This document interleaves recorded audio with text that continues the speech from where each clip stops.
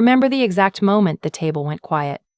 My fiancé's father, a man who had spent 31 years as a trauma surgeon and never quite stopped acting like he was still the most important person in any room he entered, was explaining to me, slowly and patiently, how emergency medicine actually worked. He had one hand resting beside his wineglass, his other elbow propped on the edge of the table, and he was looking at me the way professors look at students who ask questions they consider too basic to take seriously. "The thing people outside the field never understand," he said, "is that hospital administration is a completely different world from clinical medicine. You can have MBAs running hospitals and they'll optimize every spreadsheet in the building, but they'll never actually understand what happens inside an operating room."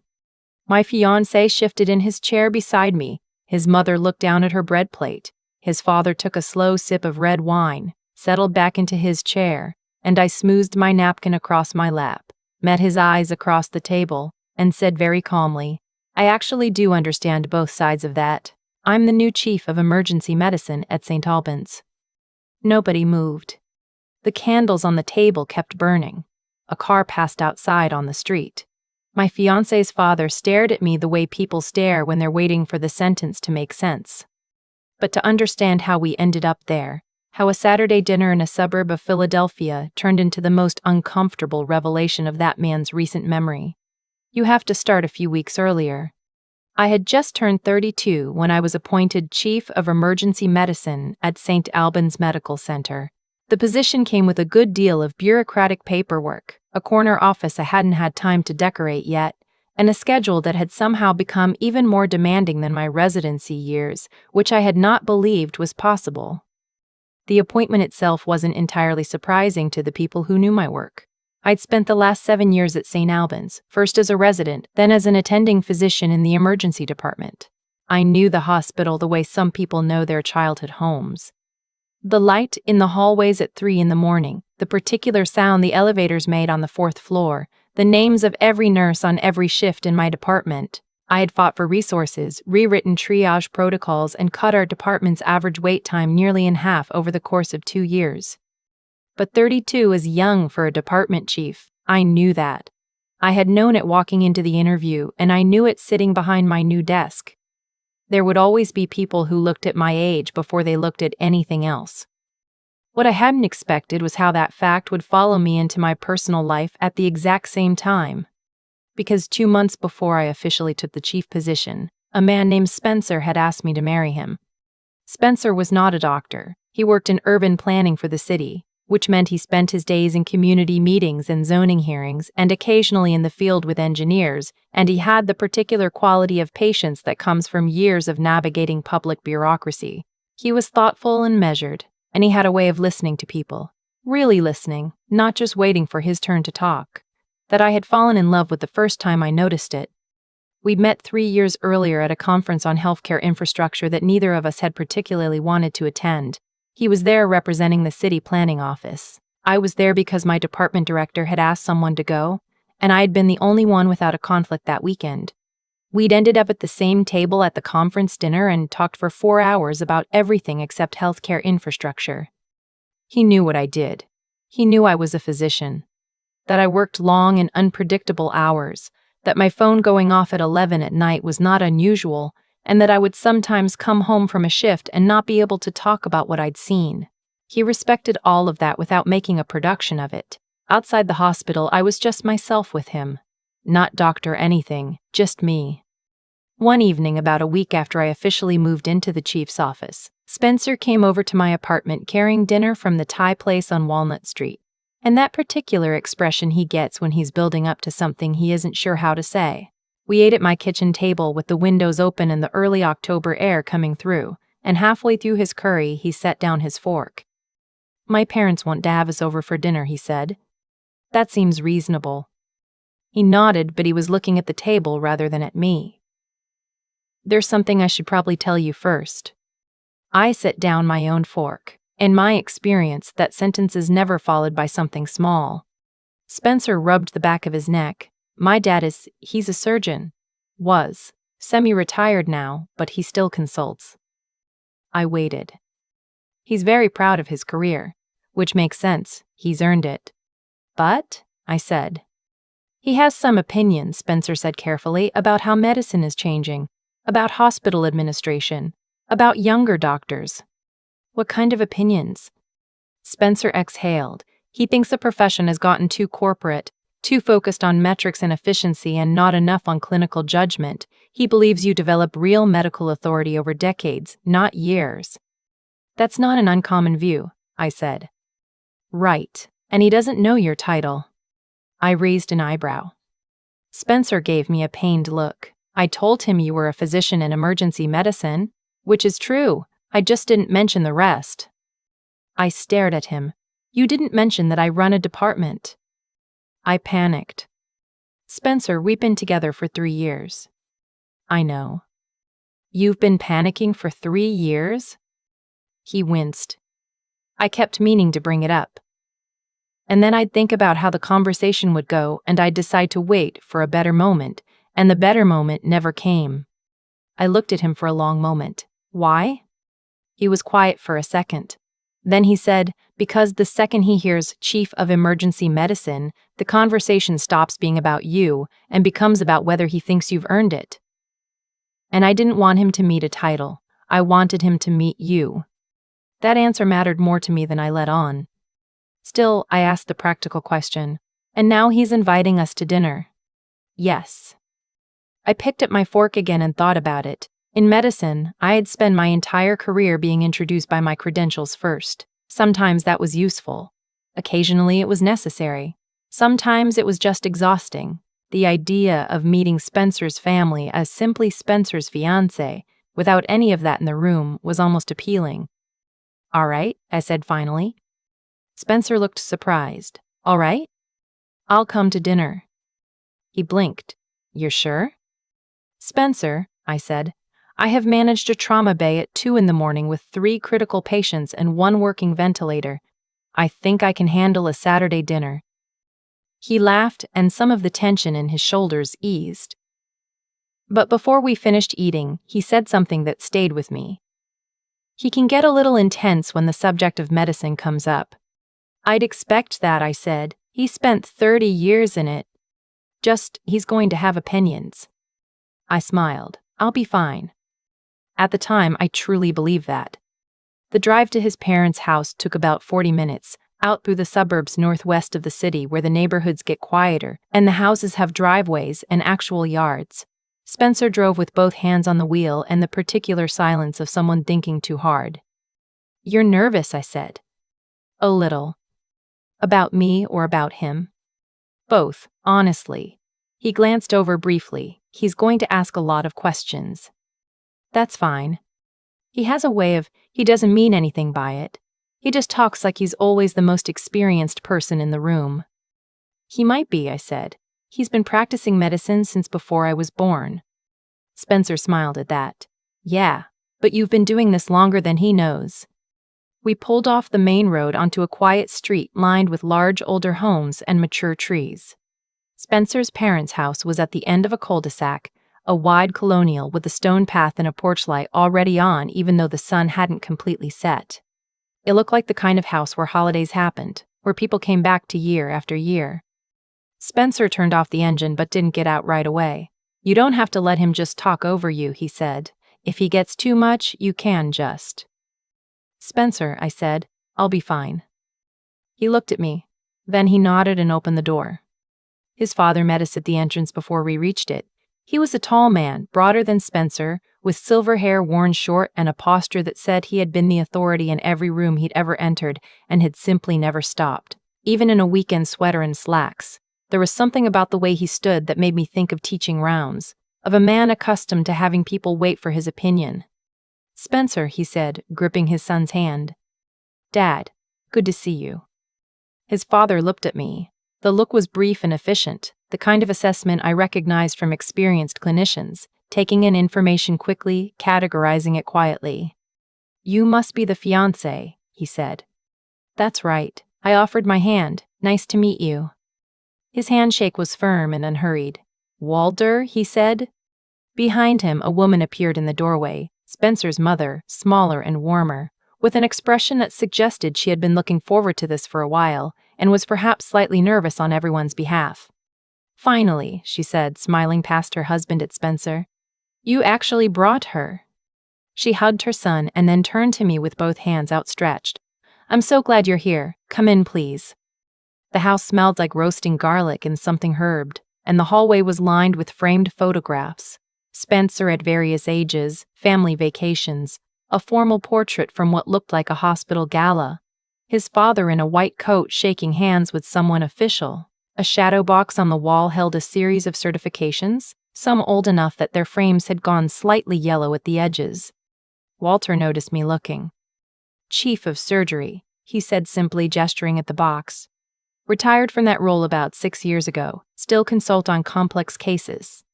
Impressive, I said, and I meant it.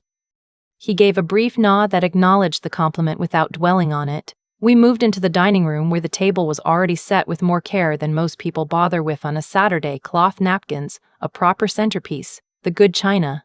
Spencer's mother had clearly put real effort into this. Walter sat at the head of the table. Spencer sat across from me. His mother moved back and forth from the kitchen, refusing help with the particular graceful stubbornness of someone who has a specific vision for how the meal should go. The conversation started easily enough. Spencer's mother asked where I'd grown up. Outside of Columbus, Ohio, I told her, my parents both in education. She asked how Spencer and I had met. He told the conference story and made it funnier than it actually was, which I appreciated. Walter listened, ate, and waited. He was the kind of man who didn't rush into conversations. He let other people establish themselves first and then entered when he was ready. Emergency medicine, he said finally during a pause between courses. He said it the way someone names a subspecialty they had considered and categorized. That's a demanding field. It is, I said. How long have you been at it? 7 years at St. Albans residency, before that at Penn. He nodded, apparently satisfied with that answer. Penn has a good program. It does. Spencer's mother came back with a dish of roasted vegetables and set it on the table, and for a few minutes the conversation spread out into easier territory. A road trip Spencer and I had taken the previous spring, a renovation his parents were considering, a neighbor who had recently retired, normal dinner conversation. The kind that makes you think the evening is going to be simple.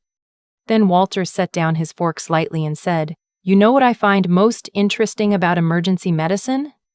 Spencer looked at me quickly. I kept my expression pleasant. What's that? I said. It's evolved a great deal in the last decade, Walter said. Procedurally, the department structures have changed. There's much more administrative overlay now than there used to be. That's true, I agreed. The question is always whether that overlay helps or hinders. He picked up his fork again. In my experience, the administrative side and the clinical side don't communicate as well as they should. You end up with administrators making decisions about things they don't fully understand. That's a real problem in a lot of systems, I said. He looked at me briefly. You seen it yourself? I've seen both directions, I said. He nodded slowly. The nod of a man who isn't quite sure the person he's speaking to has the depth of experience to back up the statement. The issue is that clinical expertise doesn't translate automatically into leadership ability. A good surgeon isn't necessarily a good department head. It takes a particular kind of judgment that comes from years of experience, not just competence in the procedure room. Spencer shifted in his chair.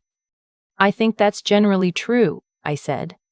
Walter continued. The trouble with how medicine is being structured now is that there's pressure to promote people quickly. Institutions want diversity of age on their leadership boards. They want to show forward motion.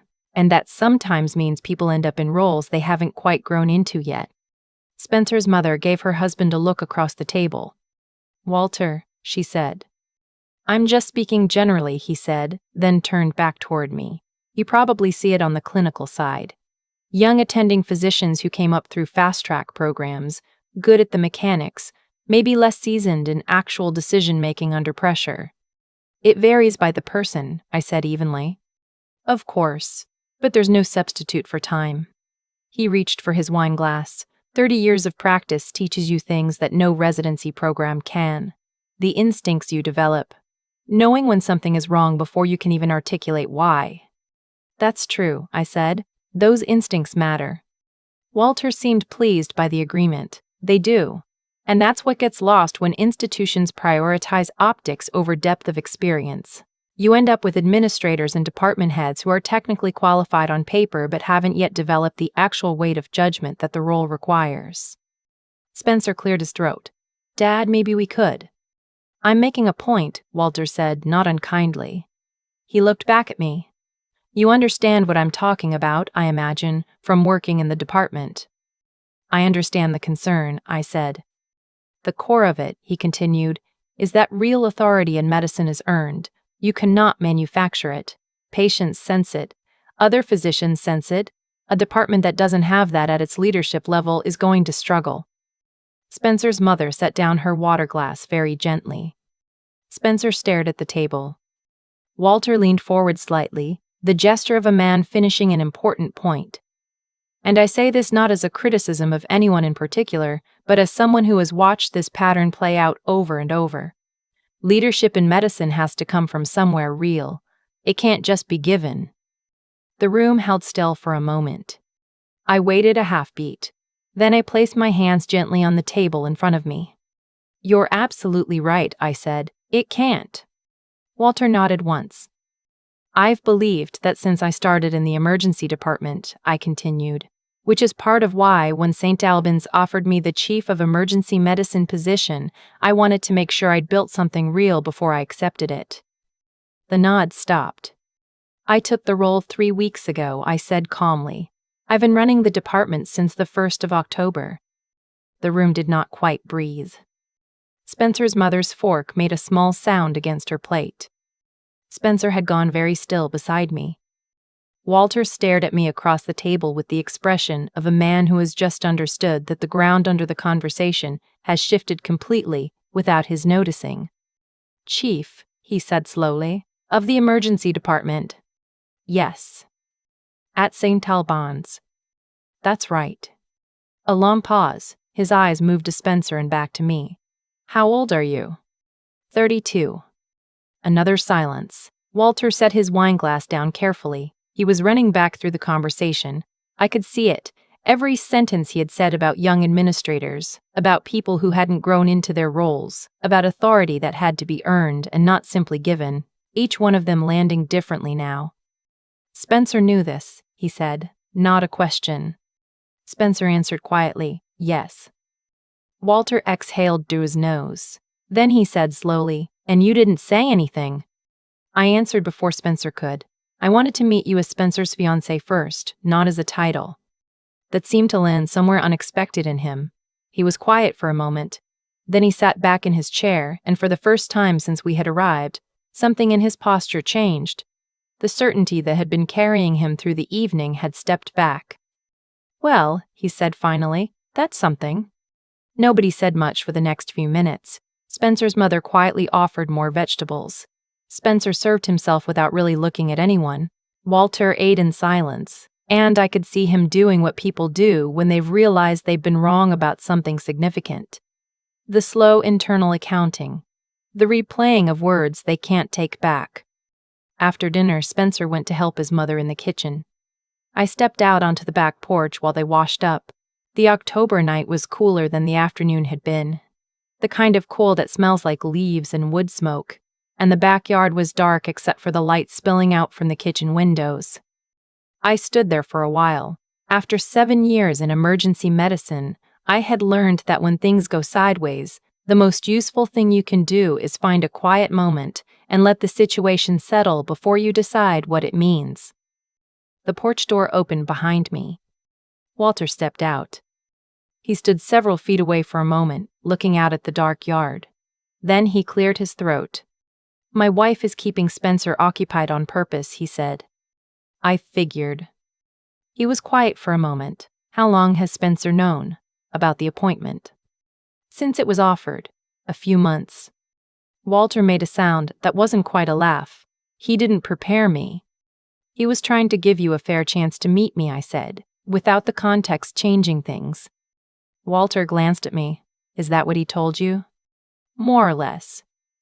He looked back at the yard. He should have told me. Maybe, I said. But then we wouldn't know how the conversation went naturally. Walter seemed to think about that for a while.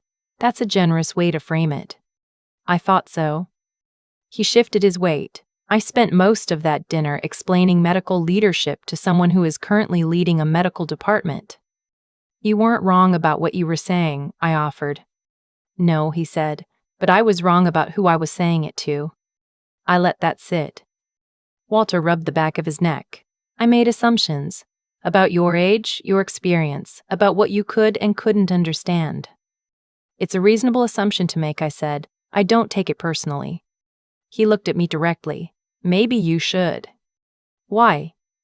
Because it wasn't based on anything you said or did. It was based on how old you look. He paused. That's not fair to you. I hadn't expected that particular honesty from him. I let it land before I responded. I've dealt with that assumption for most of my career. It's not unusual. Doesn't make it right. No, I said, it doesn't. He was quiet for a moment. The kitchen light shifted as Spencer and his mother moved around inside. Can I ask you something? Of course. Why didn't you correct me earlier? You could have, any point in that conversation. I thought about it honestly. Because you weren't trying to hurt me. You were talking about something you believe in. Something you built your whole career around. I paused. People who've given everything to a profession. They have a right to their opinions about it. I didn't feel the need to cut that short. Walter looked at me for a long moment. That is an unusual amount of patience. I'm told it's useful in an emergency department. Something shifted in his expression. Not quite a smile, but the possibility of one. I imagine it is. He looked back at the yard. Spencer said you were good at your work. He said it for years, actually. I didn't give it the weight it deserved. He's biased, I said. He is. But he's not wrong. Walter paused. I looked you up before dinner, actually. Your name. I found the announcement from St. Albans. That surprised me. And I told myself it was probably a different person with a similar name, he said flatly, because it was easier than reconsidering what I thought I knew. I didn't say anything. That's not a quality I'm proud of, he said, recognizing evidence and then choosing not to see it. That's a clinical error. I teach residents to avoid that exact mistake. We're all capable of it, I said, when the stakes feel personal. He nodded slowly. Then he turned toward me with the directness of a man who has decided to do something and is going to do it properly. I owe you an apology. Not the automatic kind. The kind where I actually say what I'm apologizing for. You don't have to. I talked down to you in my own home, he said. I dismissed your experience before you'd offered a single word about it. And I did it because I looked at you and decided I already knew what you were. He paused. That's not the behavior of someone who believes in what he claims to believe. The quiet that followed was a different kind from the one inside, less charged. Thank you, I said. I mean that. He nodded once. Spencer chose well, he said finally, whatever else I may have demonstrated tonight. He called Spencer the following Wednesday. Spencer told me about it afterward, sitting on the couch in my apartment with his phone on the cushion beside him, looking slightly stunned. He wants to take us to dinner, Spencer said. Both of us? He specifically said he'd like the chance to have a real conversation with you, his words. I raised an eyebrow. Where? He suggested the restaurant at the Pen Club, which is where he takes people he's trying to impress. I looked at Spencer. Is he trying to impress me? I think, Spencer said slowly, he's trying to start over. We went the following Friday. His father was already at the table when we arrived, which I noticed. It's the kind of thing surgeons do when they want to signal that they're taking something seriously. He stood when we approached, which he had not done the Saturday before. Elaine, he said, then, after a brief pause, thank you for coming. Thank you for the invitation. The restaurant was quiet and well lit, the kind of place where people have serious conversations over good food and nobody rushes anything. We ordered and settled in, and for a few minutes the conversation moved carefully, the way conversations do when everyone is aware that the previous version of themselves behaved imperfectly. Then Walter said, I'd like to know more about what you've built at St. Albans, if you're willing to talk about it. So I told him, the triage protocols, the wait time reduction, The staffing restructure that had taken 18 months to negotiate. The research partnership I was trying to build with the University of Pennsylvania that I genuinely wasn't sure was going to come together. He listened the way I had watched him listen to Spencer. Actually listening, turning things over, asking follow-up questions that showed he'd absorbed what I'd said. That wait time reduction is significant, he said at one point. That's not just an administrative change, that's a clinical impact. That's how I thought about it, I said. He nodded. How did you get the attending staff on board? That's always the hardest part. Slowly, I said, and honestly. I didn't pretend I had all the answers. I just made sure they knew I was listening to the people who did. Walter was quiet for a moment. I didn't do that well, early in my career, the listening part. Most people don't, I said. No. He folded his hands on the table. I was good at the clinical work. I worked hard. I was confident in the operating room in a way that I think sometimes read as arrogance outside of it. Spencer looked between us, but stayed quiet. It took me a long time, Walter continued, to understand that the authority I'd built in surgery didn't automatically transfer to every room I walked into. I had to learn to read the room again, from the beginning. He paused. I was in my mid-50s before I figured that out. That's not uncommon for people who've built genuine expertise, I said. He gave me a look that was half wry, half something more honest. You're being generous again. I mean it. I know you do. He reached for his water glass. That's what's unusual about you. I kept waiting last Saturday for you to get tired of it, to correct me or cut me off, and you never did. It wasn't my dinner table, I said simply. He laughed, a real one, short and a little surprised. Spencer visibly exhaled. Spencer said something to me on the phone, Walter said. He said you told him once that the most important thing in an emergency department isn't knowing all the answers. It's staying calm long enough for the right answer to show up. I looked at Spencer. He shrugged, slightly sheepish. I believe that, I said. So do I, Walter said. I just forgot it for a few hours on Saturday. We stayed through dessert and coffee. Walter told me about a complex case he consulted on recently, a thoracic situation he'd found genuinely interesting, and asked my opinion on the emergency medicine side of the initial presentation. We disagreed about one aspect of the early decision-making and both made our cases without either of us conceding. And somewhere in the middle of that argument, I realized we were having a real conversation. When we finally left the restaurant, Walter walked us to the door. He shook Spencer's hand and then turned to me. I'd like to say something, he said. All right. He met my eyes directly. I built a career on the idea that medicine requires you to earn your place, every day, at every level. He paused. You've earned yours. I should have seen that from the beginning. He extended his hand. I'm glad Spencer found you, and I'm glad you gave me a chance to see what I missed. I shook his hand. I'm glad too, I said, and I meant it without any reservation. On the drive home, Spencer was quiet for a long time. Then he said, that went better than I expected. It went well, I said. He liked you. Like actually liked you. Spencer glanced over. He didn't even like most of the people he trained. I think he respected what he saw, I said. Spencer nodded slowly. I'm sorry about last Saturday. I should have handled the introduction differently. Maybe, I said. But then he wouldn't have shown us who he is when he thinks he knows the room. Spencer thought about that. And who is he? I watched the highway lights pass overhead for a moment. Someone who built something real and is proud of it. And someone who, when he realized he was wrong, actually said so. I paused. That's rarer than people think. Spencer reached over and took my hand on the center console, and we drove the rest of the way home, through the quiet of a Friday night in October, the city coming into view ahead of us through the windshield. I thought about what Walter had said on the porch, that the most powerful thing I could have done was simply stay calm. He had framed it as a compliment, but it wasn't strategy, really. It wasn't patience as a tool. It was just what I'd learned over 7 years in emergency medicine, about what it actually takes to be in the room when everything is going wrong. You don't raise your voice, you don't need to. You just stay steady and you let the situation show you what it is. And then, when the moment is right, you do exactly what needs to be done. I've thought about that Saturday dinner more times than I expected to. Not because of what Walter said, though some of those sentences have stayed with me longer than I'd admit, but because of what happened afterward, because of the fact that a man who had built 30 years of real, hard-won authority sat on a dark porch in October and said, out loud, that he had been wrong, that he had looked at me and chosen not to see what was actually there. That doesn't happen as often as it should.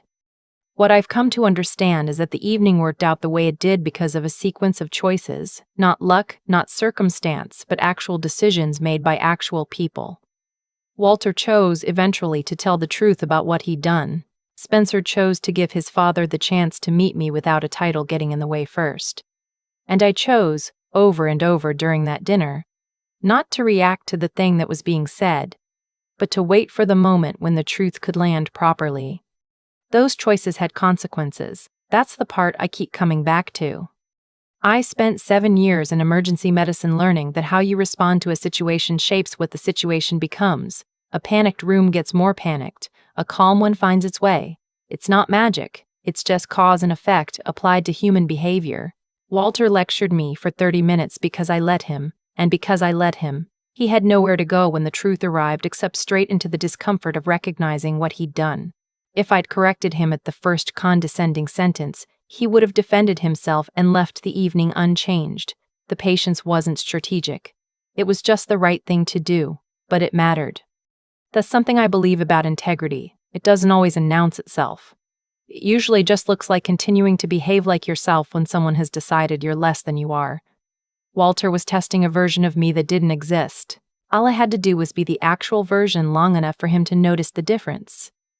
The intelligence piece is the part people sometimes overlook. Not intelligence as in credentials or test scores. Walter had those in abundance, and they didn't prevent him from making a significant error in judgment that evening. I mean the kind of clear-headedness that lets you read what's actually happening in a room instead of what you expected to find there. Walter, to his credit, was capable of that. He demonstrated it on the porch, and again at the pen club, when he looked at the evidence in front of him and changed his conclusion. That takes something real. A lot of people never manage it, no matter how long they practice. And Spencer, steady, patient Spencer who drove 40 minutes with both hands on the wheel and his jaw slightly tight, had been carrying that situation for months before I ever walked through his parents' front door. Quietly, without drama, trusting that things would work themselves out if given enough room to breathe. That kind of endurance is underrated.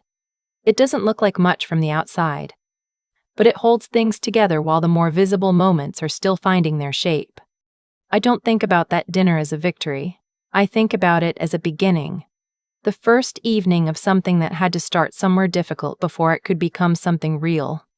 Most things worth having do.